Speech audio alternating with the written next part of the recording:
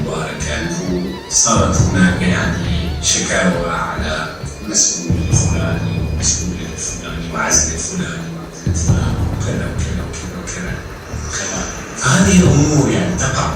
الأنصار الأجانب والأنصار بمصر الإخوة الشباب نصرهم الله وسدد خطاهم وبارك فيه وزادهم فضلا المعرفة، متأثرين جدا بموقف عبد الله هاشم أخوهم الكبير، أليس كذلك؟ جيد. فما أطلبه منك هو أنت أن تتحمل وأنت أن تهدئ الأمر وتبين أنه ليس هناك أي شيء